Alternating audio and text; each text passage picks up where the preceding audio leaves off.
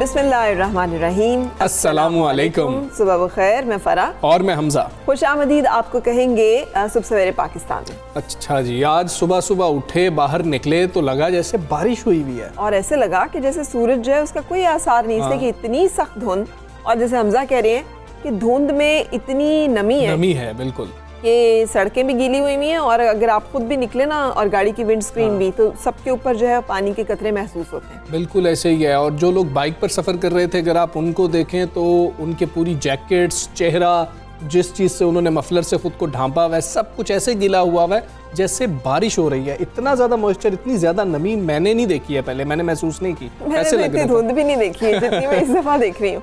और वो जिसे कहते हैं ना, सख्त धुंध वाले दिनों में से एक दिन ये भी है।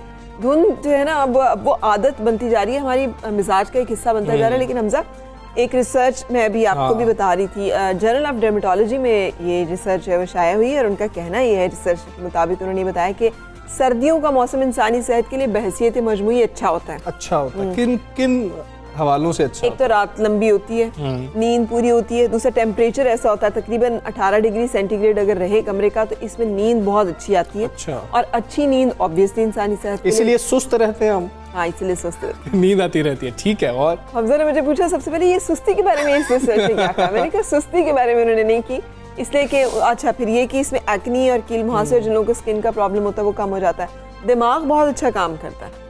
अच्छा। सर्दी में अगर आप वॉक करें ना, तो आपका वेट रिडक्शन बहुत जल्दी होता है सर्दी में अगर आप वर्कआउट करें। अच्छा, मुश्किल भी है वैसे सर्दी में करना। हाँ, लेकिन उसी मुश्किल का फायदा होता है फिर। सर्दी में वॉक करने के साथ बाकी गर्मियों में वॉक करने की निस्बत जो है वो ज्यादा बेहतर महसूस होता है। यानी कि सर्दियों का जो मौसम होता है इंसानी सेहत के लिए गर्मियों की निस्बत खासा बेहतर होता है, तो इसको एंजॉय करना चाहिए। हाँ, इसको एंजॉय करना चाहिए। इस मौसम में सरमा जो है, ये भी अल्लाह ताला की एक ब्लेसिंग है।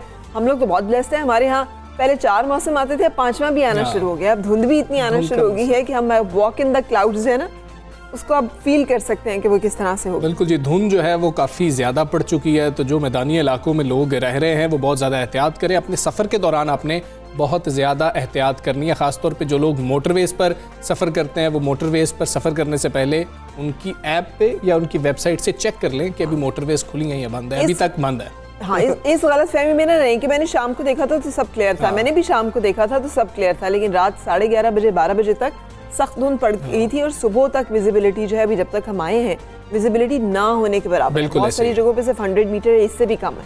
तो चले, आप अपना ख्याल रखें, इस धुंध के मौसम में सर्दियों को एंजॉय करें। नोटिस लिया गया था फरा महंगाई के हवाले से, और नोटिस के बाद की सूरत हाल ये है कि यूटिलिटी स्टोर्स पर बेशतर अशिया ऐसी हैं जिनके दाम बढ़ा दिए गए हैं, जो महंगी हो गई हैं। हाँ, सो जिन जिन जगहों पे नोटिस लिया जाता है, वहाँ पे हमें जो खबरें आती हैं वो अमूमन कोई बहुत अच्छी नहीं होती। अब तो सोशल मीडिया पे इस हवाले से मीम्स भी बहुत ज़्यादा जो है बन रही हैं और गर्दिश कर रही हैं। लेकिन इस वक्त हम जिस खास टॉपिक के हवाले से बात करें, वो ये है कि आम बाज़ारों के बाद यूटिलिटी स्टोर्स पर भी महंगाई की आंधी चल पड़ी है। खुश्क दूध, साबुन, सुर्ख मिर्च, नमक, मसाला जात समेत की बहुत सारी ऐसी चीज़ें, ये सब चीज़ों का नाम मैं इसलिए ले रही हूँ कि सब वो चीज़ें जो रोजमर्रा के इस्तेमाल, जिनको छोड़ा नहीं जा सकता। हाँ, हर इंसान ने इसे इस्तेमाल करना ही करना है। हर घर की जैसे ग्रोसरी की लिस्ट में इन चीज़ों का शामिल होना ही होनी, बुनियादी ज़रूरत की चीज़ें ये सब।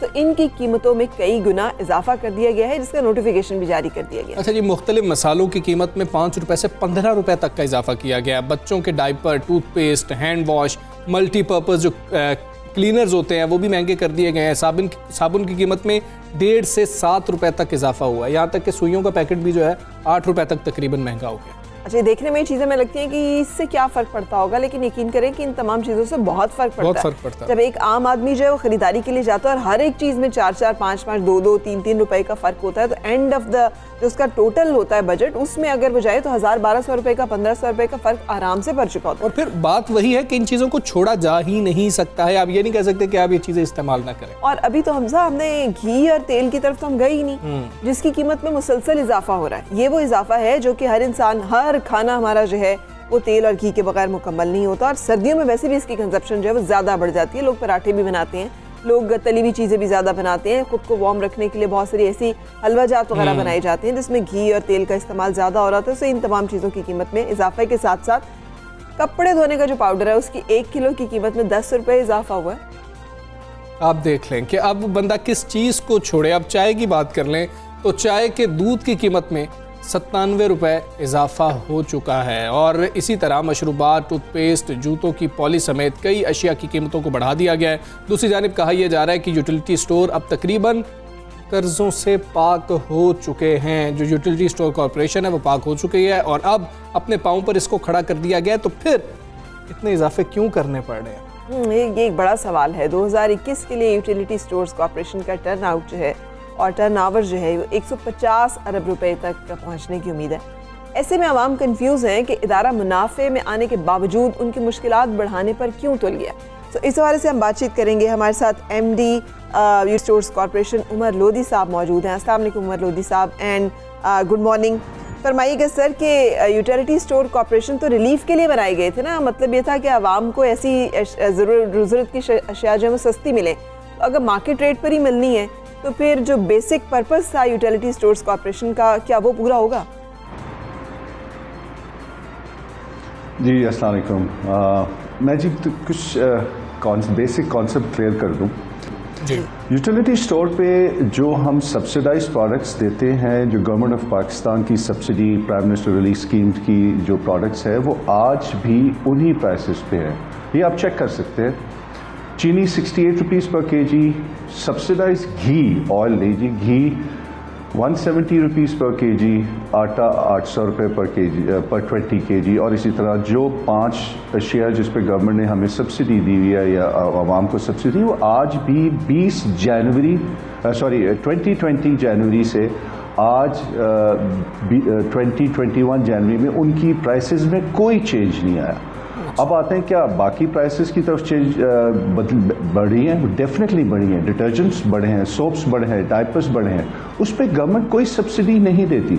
सो देयरफॉर जो प्रोडक्ट सब्सिडाइज है वो आज भी 1 साल गवर्नमेंट ने इस पर बहुत पैसा लगाया और इस पर सब्सिडी दी है। पूरा 1 साल इन 5 अशिया की प्राइसेस वही मेंटेन किया और वो उसकी काफ़ी बड़ी अरबों में सब्सिडी जाती है जी। तो ये मैं क्लियर कर दूं। एंड सेकेंडली अभी आपने कहा कि जी हम लोगों के लिए जो बाकी प्रोडक्ट्स की प्राइसेस क्यों बढ़ा रही हैं, मेरी या किसी के लिए कंट्रोल में नहीं। जब मैन्युफैक्चर्ड डायपर्स की प्राइस बढ़ाएगा हम भी बढ़ाएंगे, दूध की प्राइस बढ़ेगी क्योंकि हमारी कीमतें खरीद जब बढ़ जाती है तो इसी तरह उसकी सेल प्राइस भी बढ़ जाती है। हाउएवर आई रिपीट, 5 प्रोडक्ट्स आटा, चीनी, दालें, घी और इन पे अभी भी वही प्राइस है जो पिछले साल जनवरी में प्राइसेस गवर्नमेंट ने फिक्स की थी। बिल्कुल ठीक है लोधी साहब, यानी आप ये कह रहे हैं कि सिर्फ इन चीज़ों पर सब्सिडी है, बाकी जो तमाम चीज़ें यूटिलिटी स्टोर्स पर होती हैं उन पर सब्सिडी नहीं होती है। तो फिर वो क्या चीज़ है, बाकी जो चीज़ें हैं उनके हवाले से यूटिलिटी स्टोर को दीगर जो आम मार्केट है उससे मुख्तलिफ करती हैं, जो बाकी चीज़ें वहाँ पर पड़ी हैं? ओके, अब मैं जी देखें, हम कोशिश करते हैं कि फॉर एग्जांपल आप हमारे पास आएंगे तो डिटर्जेंट आपको मार्केट से 2 से 3 या 4 रुपए सस्ता मिलेगा। लेकिन हमारी भी एक ऑपरेटिंग कॉस्ट है। अगर जब तक अगर वो सब्सिडाइज प्रोडक्ट्स नहीं है और उससे गवर्नमेंट से हमें सब्सिडी नहीं मिली तो हम उसको इतना चीप नहीं बेच सकते, बिकॉज हमें भी अपने लोगों को तनख्वाहें देनी है, हमने अपने बिजली के बिल भी देने हैं, हमने अपने बाकी अखराजात भी पूरे करने हैं। तो हमें कीमतें खरीद बढ़ेगी तो हमें भी बढ़ाने पड़ेंगे। गवर्नमेंट सब्सिडाइज करेगी तो वो प्रोडक्ट्स आपको सब्सिडाइज मिल जाएंगे। ठीक है, लेकिन इस बारे में कोई गवर्नमेंट से बात होती है? क्योंकि अभी जिन चीज़ों की कीमतों में इजाफा हुआ उनमें से साबुन भी है, डिटर्जेंट भी है और मल्टीपर्पज़ क्लीनर्स भी हैं। जैसे आपने बताया कि ये जब मैन्युफैक्चरर्स ने कीमत बढ़ाई है तो सब बढ़ गई, लेकिन हम सब जानते हैं कोविड के दिनों में हम इसरार कर रहे हैं कि बार बार हाथ धोएं। हम कह रहे हैं कि अपने इर्द गिर्द जो मुख्तलिफ सतहें हैं उन्हें साफ रखें। इसका मतलब है इन प्रोडक्ट्स का इस्तेमाल बढ़ेगा। तो ये तो आवाम की ज़रूरत से फ़ायदा उठाने वाली बात है। तो कोई इस बारे में भी बातचीत का आगाज़ किया गया है कि ऐसी चीज़ें जो कि पहले शायद ज़रूरियात में नहीं थी लेकिन अब वो ज़रूरियात बल्कि बेहद ज़रूरी अशिया की फहरिस्त में शामिल हो गई हैं, उनको भी सब्सिडाइज किया जा सके? जी बिल्कुल, गवर्नमेंट डेफिनेटली जी इस मौजू पे डेफिनेटली बात है, स्पेशली घी पे अंडर कंसिडरेशन है कि ओवरऑल मार्केट में सिर्फ यूटिलिटी स्टोर पे नहीं, ओवरऑल मार्केट पे भी इसकी, अगर आप पिछले 10 या 15 दिनों में देखें तो घी की प्राइसेस जो है, मैं ऑयल नहीं कह रहा, घी रिपीट कर रहा हूँ जी, उसकी प्राइसेस काफ़ी ऊपर गई है। तो डेफिनेटली गवर्नमेंट उसको कंसिडर कर रही है और उस पर हतमी मैं तो कोई फैसला नहीं दे सकता, मेरे दायरा इख्तियार में नहीं है, बट इस पर डेफिनेटली बात हो रही है कि उस पर लोगों को कैसे रिलीफ दी जाए। बिल्कुल ठीक है। उमर लोधी साहब, हम आवाम के रिलीफ की बात कर रहे हैं। आपने कहा कि ये 5 चीज़ें हैं जिनके ऊपर हुकूमत की जानिब से सब्सिडी दी जा रही है। हम यूटिलिटी स्टोर्स की हिस्ट्री को उठाते हैं और उसको देखते हैं, तो फिर आप बताएं कि क्या जो गुज़श्ता हुकूमतें थी वो भी सिर्फ जो है इन 5 चीज़ों पर ही सब्सिडी देती थी, या फिर सब्सिडी कम चीज़ों पर कर दी गई है इसलिए बाकी चीज़ों की जो है कीमतें बढ़ानी पड़ रही है? ये ज़रा क्लियर कीजिएगा। सर ऑल अक्रॉस पीछे भी हिस्ट्री में भी आप देखा जाए तो ये वो खुर्दनी अशिया है जो बेसिक एक घर की ज़रूरत पड़ती है। आटा, चीनी, दालें, घी और चावल।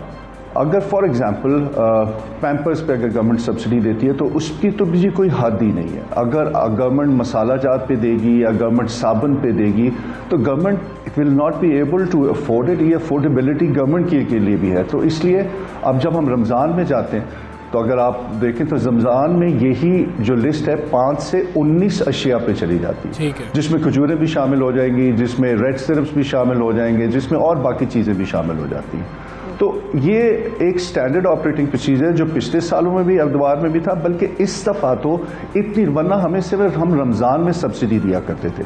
This is the first time in the history of utility stores कि पूरे 12 बल्कि ये अब 13वां महीना हो गया कि 13 महीने हो गए और गवर्नमेंट ने ये सब्सिडी कंटिन्यू की है, वरना सिर्फ रमज़ान में सब्सिडी दी जाती थी। इसके अलावा कोई गवर्नमेंट आज तक रमज़ान के अलावा उन्होंने सब्सिडी नहीं दी। पहली दफ़ा हुआ है कि 13 माह कंटिन्यूस वही प्राइसेस मेंटेन की गई हैं।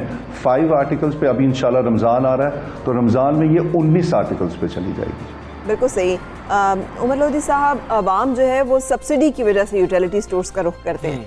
अब जबकि आपने उस प्राइस को जो है सिवाय 5 बुनियादी ज़रूरत की अशिया के कीमतें जो है मार्केट के बराबर आ गई, तो क्या क्वालिटी भी फिर मार्केट के हवाले से उतनी ही मिलेगी? क्योंकि बहुत सारे सुपर स्टोर्स तो ये ऑफर कर रहे हैं, बहुत सारी वहाँ पे उन्होंने ऐसी स्कीम्स लगाई होती हैं जिसमें आवाम को डिस्काउंट्स मिल ही जाते हैं और उनको कीमत जो है ठीक है मैन्युफैक्चर रेट वही होता है, मगर ओवरऑल इन्हें टोटल बिल में कोई ना कोई ऐसी डिस्काउंट मिल जाता है। तो कोई ऐसा इंसेंटिव यूटिलिटी स्टोर भी देता है और फिर उसके साथ जो चीज़ें हैं उनकी क्वालिटी को कैसे मेंटेन किया जाता है? क्योंकि ये भी एक शिकायत सार्फिन की रही है कि चीज़ों की जो क्वालिटी होती है वो उन्हें उस तरह की नहीं मिलती जैसे आम मार्केट में मिल रही होती है।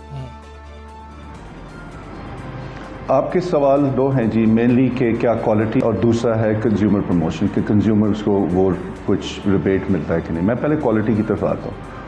हमने जी अपनी क्वालिटी स्टैंडर्ड्स पिछले 1.5 साल में बहुत अच्छी तरह मेंटेन किए हैं और मुझे बड़ी उम्मीद है कि हम आगे भी मेंटेन करेंगे। तो हमारे क्वालिटी, हम किसी को जाके ये नहीं कहते कि हमें सब स्टैंडर्ड घी प्रोड्यूस करके दे दें। जो मार्केट का ब्रांड होता है, अगर वो मार्केट में एक्स ब्रांड बिक रहा है तो हम उसी तरह, कोई भी मैन्युफैक्चरर हमें घी ब्रांड वो ख़राब बना के नहीं।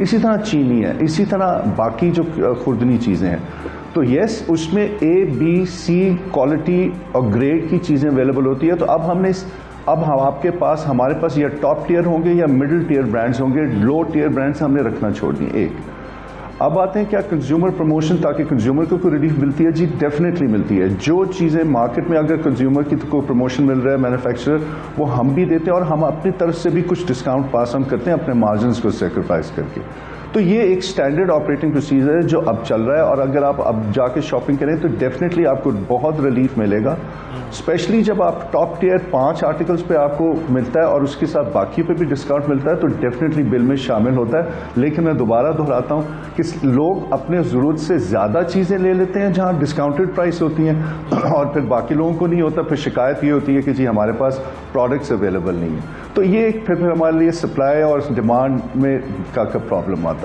तो जहां मैन्युफैक्चरर बढ़ा रहा है प्राइस, हमें मजबूरन बढ़ानी पड़ती है, बिकॉज हमारी कीमतें खरीद जब बढ़ेगी इसीलिए उसकी सेल प्राइस भी बढ़ेगी।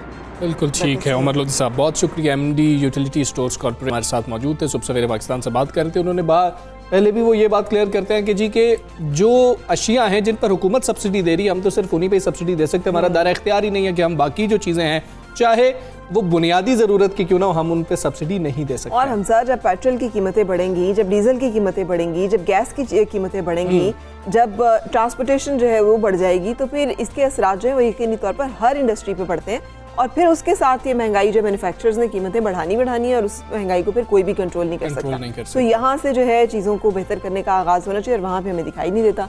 हम देख रहे हैं हुकूमत मुसलसल पेट्रोल और डीजल की कीमतों में इजाफा करती चली जा रही है। बिल्कुल ठीक है, ऐसी है, एक बंदे को चीज़ महंगी मिलेगी तो वो सस्ती कभी भी नहीं बेचेगा। ये अगर आप भी होंगे तो कभी ऐसा नहीं होगा। खैर, मुमकिन ही नहीं है। आगे बढ़ते हैं और जिक्र करेंगे कोरोना वायरस की दूसरी लहर का, जिसका जोर लग रहा है कि आहिस्ता आहिस्ता अल्हम्दुलिल्लाह टूटता जा रहा है। कुछ केसेस कम हो रहे हैं। मुल्क भर में 1.5 माह के दौरान वबा के फ़ाल केसेस 15,000 तक कम हुए हैं, which is very good news.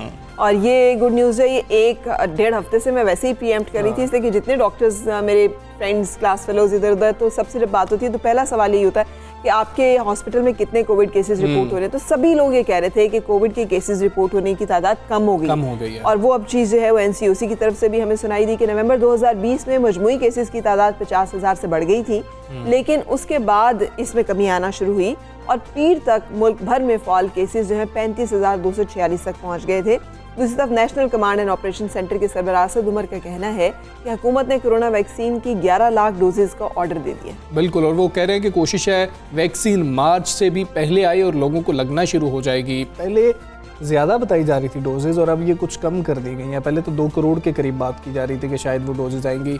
शायद ये पहला मरहला हो, जिसके बाद मजीद भी आ जाएं। दूसरी जानिब बरतानिया से एक अच्छी खबर आई है कि विटामिन डी का इस्तेमाल कोरोना के इलाज में मददगार साबित हो रहा है। गुज़श्ता साल मार्च में बरतानिया के 2 अस्पतालों ने कोरोना मरीजों को विटामिन डी की खुसूसी डोज दी, जिससे उनकी तबीयत संभल गई थी। और अगर आपको याद हो, जब हमने कोविड के बारे में बातचीत करना शुरू की थी तो मैंने आपके साथ ये बात शेयर की थी। उस वक्त ये रिसर्च जो है अभी इन प्रोसेस थी और इसका कोई उन्होंने फाइनल कंक्लूजन नहीं किया था, लेकिन ये बात आ रही थी सामने कि विटामिन डी की सप्लीमेंटेशन से बेहतर होते हैं कोविड के जो मुतासरा मरीज, और जिन लोगों के विटामिन डी बेहतर होता है वो कोविड का शिकार भी कम हो रहे हैं। ये भी इस रिसर्च का पाकिस्तानी डॉक्टर्स जो थे वो भी जो लोग कोरोना का शिकार हो रहे थे उनको विटामिन डी का कह रहे थे, और साथ साथ कहा जा रहा था कि ये जो है अब आपके लिए बहुत बड़ी ज़रूरत है और विटामिन डी जो है उसको आपने मेंटेन करना है। चेक करवाएं, टेस्ट करवाएं, हम तो टेस्ट ही नहीं करवाते। जबकि याद रहे कि पाकिस्तान में विटामिन डी की डेफिशिएंसी बहुत ज़्यादा है। और ख़ासतौर पर ख़वातीन जो है वो विटामिन डी की डेफिशिएंसी का शिकार बहुत ज़्यादा होती हैं, जो वैसे ही अलार्मिंग बात है कि कैसे मुल्क में जहाँ इतना सूरज निकलता है और इतनी अच्छी जो है वो आबो हवा खुराक है, उसके साथ विटामिन डी की डेफिशिएंसी की वजूहात क्या है। लेकिन अगर आपने अभी तक नहीं चेक कराया, चेक करवाएं, लाजमी करवाएं। हम तो पूरी जिंदगी नहीं करवाते हैं, हमें तो जरूरत ही शायद नहीं पड़ती। इसी हवाले से बात करेंगे। बरतानिया से हमारे साथ मौजूद हैं डॉक्टर ताबिंदा दुग्गल, उनसे बात करेंगे कि ये बात कितनी दुरुस्त है। अस्सलाम वालेकुम, गुड मॉर्निंग डॉक्टर साहबा। बरतानिया में जो ये नई रिसर्च के नताइज आए हैं, ये किस हद तक प्रैक्टिकल असरात भी रखते हैं, और इस हवाले से हेल्थ अथॉरिटीज़ की अगर बात की जाए, इस पर अमल करने की किस हद तक हौसला अफजाई की जा रही है?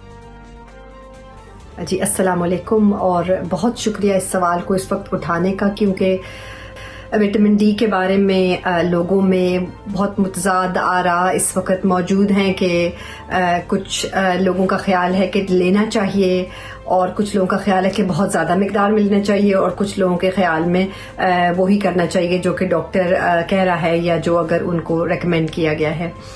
तो बड़ा दिलचस्प है ये इस वक्त टाइम, क्योंकि अभी हाल ही में पब्लिक हेल्थ इंग्लैंड ने और scientific advisory committee for nutrition और नाइस जो कि national institute for clinical guidance है, उन्होंने एक गाइडलाइंस इशू की हैं। यूजुअली उनको गाइडलाइन बनाने में काफ़ी वक्त लगता है, मगर इस वक्त क्योंकि बहुत से प्रेशर ग्रुप्स के साथ ये इसरार था कि इस बात के ऊपर गौर किया जाए, क्योंकि कुछ रिपोर्ट्स आ रही थी मुख्तलिफ मुल्क के मुख्तलिफ हिस्सों से जिनमें कि बहुत ज़्यादा मिक़दार में विटामिन डी दिया गया था मरीज़ों को जिनको कोविड हुआ था, और कुछ ऐसी रिपोर्ट्स थी कि उनकी जो फाइनल आउटकम्स हैं वो उन लोगों से बेहतर थी जिनको कि विटामिन डी नहीं दिया गया था या जिनके विटामिन डी लेवल्स लो थे।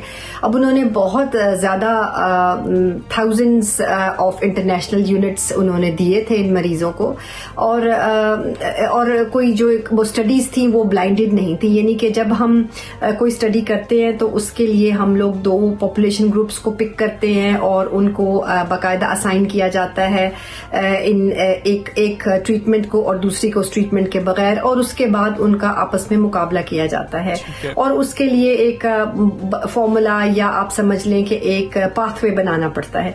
इस वक्त चाइना में 2 स्टडीज हो रही हैं जो कि इस तरह उनको डिजाइन किया गया है, मगर ये जो रिपोर्ट्स आ रही हैं ये सब एनेक्डोटल हैं, जिसको कह दें कि ऐसे एक वाकया हुआ कहीं पर और उसको उन्होंने रिपोर्ट कर दिया। और क्योंकि ये वायरस भी नया था और लोगों को इसके बारे में कुछ ज्यादा मालूम नहीं था, तो लिहाजा जो भी जिस भी चीज से फायदा हुआ उसके बारे में लोगों में ये ख्याल हुआ कि शायद ये दे लें तो इससे कुछ बेहतरी होगी। तो बहरहाल मैं उस बात पे वापस आती हूँ कि जो गाइडेंस ड्रॉ हुई थी उसमें यही जोर दिया गया था, जैसे कि पहली गाइडेंस थी कि सब लोगों को सर्दियों में विटामिन डी सप्लीमेंट लेना चाहिए, जो कि गवर्नमेंट की तरफ से 400 इंटरनेशनल यूनिट्स की रिकमेंडेशन है। जी, लेकिन ये भी बता दीजिएगा कि ये जो सूरत हाल है, जैसे हर कोविड का खतरा है, तो क्या सब लोगों को या सिर्फ वल्नरेबल ग्रुप को, यानी बड़ी उम्र के अफराद को एहतियातन विटामिन डी के सप्लीमेंट्स लेना शुरू कर देना चाहिए विदाउट टेस्टिंग देमसेल्व्स के डेफिशिएंसी है या नहीं है, वो सप्लीमेंट्स लेना शुरू कर दें? क्योंकि टॉक्सिकेशन का भी खतरा भी तो होता है ना, एक हद से ज़्यादा अगर वो ये ले लिया जाए तो फिर उसका एक नामुनासिब असरात भी होते हैं। तो बरतानवी हुकूमत ने इस सिलसिले में ये किया है कि 4 माह तक उन्होंने लोगों से कहा है कि अगर उनको विटामिन डी लेना है तो गवर्नमेंट की तरफ से फ्री उनको सप्लाई किया जाएगा। तो इस वक्त मेरा ख्याल है कि ये एक अच्छा मौका है कि लोग विटामिन डी को अपनी खुराक का हिस्सा बनाएं। ये एक बहुत अहम विटामिन है, यानी कि कॉन्सेप्शन से लेके बच्चे की इन्फेंसी से लेके बुढ़ापे तक ये बहुत अहम है, और बूढ़े लोगों में जो इसकी मिकदार बताई जाती है लेने के लिए वो ज्यादा है आमतौर जवान लोगों की निस्बत। तो 400 इंटरनेशनल यूनिट्स जो कि गवर्नमेंट की तरफ से कहे गए हैं वो लेने में हरज नहीं है, और उसको अपनी खुराक का और अपनी रोजाना की रूटीन का हिस्सा बना लेना चाहिए हम लोगों को, क्योंकि ये हम जो लोग एशिया से ताल्लुक रखते हैं उनके अंदर वैसे भी अगर कोविड हो तो उसके असरात ज्यादा हैं, और हम ये भी जानते हैं कि ये एक रिलेशनशिप है उन लोगों की जिनके अंदर विटामिन डी लो है, वो अक्सर वो लोग हैं जिनकी खुराक का जरिया जो है वो न्यूट्रिएंट्स रिच नहीं है विटामिन डी में, यानी कि उनकी खुराक अच्छी नहीं है और वो ऐसी सूरत हाल में रह रहे हैं, घरों में वो रह रहे हैं और बाहर सैर वगैरह के लिए नहीं जा रहे, तो हो सकता है कि उन लोगों की सेहत वैसे ही अच्छी नहीं है और लिहाजा कोविड उनके ऊपर हमला आवर होता है। यानी कि जिन लोगों में विटामिन डी की कमी है वो किसी सूरत की वजह से उनमें कमी है, या वो बीमार है या कमजोर है या उनकी खुराक कम है, तो लिहाजा इस रिलेशनशिप को कहना कि विटामिन डी की वजह से कोविड ज्यादा होता है तो शायद ये कुछ ठीक नहीं होगा, क्योंकि उन लोगों की बेसलाइन सेहत ही कमजोर होती है। और ये जिसके ऊपर ये बेस हुआ वो ये है कि विटामिन डी एक प्रो हार्मोन भी है, यानी कि ये एंटी इन्फ्लेमेटरी है, यानी कि ये इन्फ्लेमेशन को, सोजिश को कम करता है। और कुछ एसोसिएशन इसकी ये पाई गई कि फेफड़ों की इन्फेक्शंस जो सर्दियों में आती हैं या कोल्ड या कुछ इन्फ्लुएंजा की टाइप्स जो थी उसको इसने फाइट करने में कुछ मदद दी, तो इसके ऊपर उन्होंने बेस करके बिल्कुल ठीक है। डॉक्टर साहब, विटामिन डी के अलावा और कौन से विटामिन है, खुराक है जो कोरोना से लड़ने में मुआविन साबित हो सकती है, वो भी जरा बता दीजिए। जी, ये अच्छा सवाल है आपका कि और कौन से विटामिन हैं जो क़ुव्वत मदाफ़ियत को बढ़ाते हैं आजकल के दौर में, कौन से विटामिन हैं जो लेने चाहिए। तो कुछ विटामिन हैं, कुछ मिनरल्स हैं, यानी कि माइक्रो न्यूट्रिएंट्स हैं वो।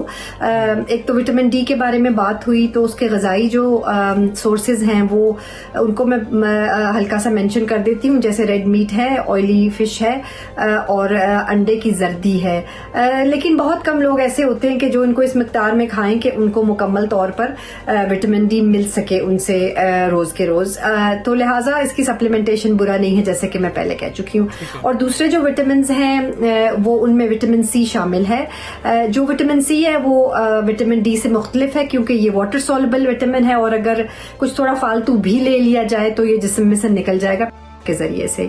तो विटामिन सी जिस मिकदार में लोग ले रहे हैं या जो लोग समझते हैं कि फ़ायदा करेगा वो 1000 मिलीग्राम है रोज़ाना का, और आप उसको कुछ सॉल्युबल टैबलेट्स में भी मिलता है, कुछ चूसने वाले में या चबाने वाले में, जिस तरीके से भी चाहें ले सकते हैं। और उसके साथ जो कुछ मिनरल्स हैं जैसे जिंक है या मैग्नीशियम है वो भी ले लेने चाहिए, तो उसमें कोई हरज नहीं है।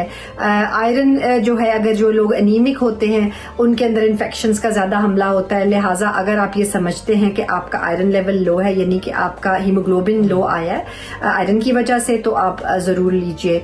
और जो बी विटामिन हैं जनरली आपकी जनरल वेलबींग के लिए अच्छे हैं, वो भी ले लेने में कोई हरज नहीं। बिल्कुल ठीक है, कोई हर्ज नहीं है। डॉक्टर ताविंदा, बहुत शुक्रिया आपका, बरतानिया से आप हमारे साथ मौजूद थी और ये जो नई रिसर्च आई है उस पर बता रही थी। तो लेना चाहिए, लेकिन ये डॉक्टर से पूछ लेना चाहिए कि क्या कितनी मिकदार में लेना है और किन लोगों को ज़्यादा ज़रूरत है, क्योंकि ये फैट सॉल्युबल होता है, तो अगर ये ज़्यादा मिकदार में जिस्म में चला जाए तो फिर ये इंटॉक्सिकेशन कर देता है। लेकिन हमसे एक और चीज़, एक और रिसर्च भी हुई थी जिसमें विटामिन B1 का ताल्लुक जो है वो शुगर डायबिटीज़ के साथ बहुत ज़्यादा, कि जो लोग B1 ज़्यादा मिकदार में इस्तेमाल करते हैं उनको शुगर अगर हो तो उसको कंट्रोल करने में मदद मिलती है, और अब्बल जिन लोगों की फैमिली में हिस्ट्री हो अगर वो इसका इस्तेमाल रखें तो शुगर को प्रिवेंट भी किया जा सकता है, डायबिटीज़ को।